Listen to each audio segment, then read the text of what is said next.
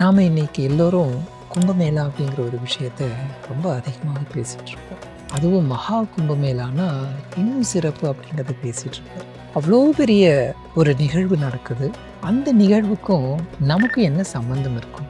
ஏன் நம்மளுடைய முன்னோர்கள் அந்த மாதிரி ஒரு இணைப்பை ஏற்படுத்தி வச்சுருக்காங்க? சொன்னோம் இல்லையா, சந்திப்பு. ஏன் அவங்க இந்த ஒரு குளிரான சமயத்தில் இந்த மாதிரி ஒரு சந்திப்பை அத்தனை பேரும் சேர்ந்து சந்திக்கிறத ஏன் ஏற்படுத்தினாங்க?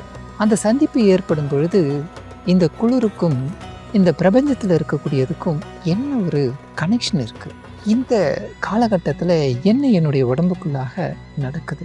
என்னுடைய உடலுக்குள்ளாக இருக்கக்கூடிய பேட்டர்ன் அது எப்படி மாறுது? பிரபஞ்சத்துக்குள்ளார இருக்கக்கூடிய பேட்டர்ன் அது எப்படி மாறுது?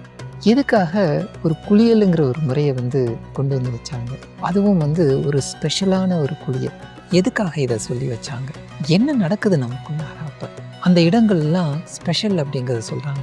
அதுபோல் இடங்கள் நமக்குள்ளாக இருக்கா? அந்த ஒரு அமிர்தம் அப்படிங்கிறது சொல்கிறாங்க இல்லையா, அது நமக்கும் கிடைக்குதா?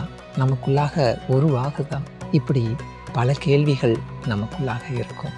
நம்மளுடைய உடலுக்குள்ளாகவும் நமக்குள்ளாகவும் இது நடந்துகிட்டே இருக்கு.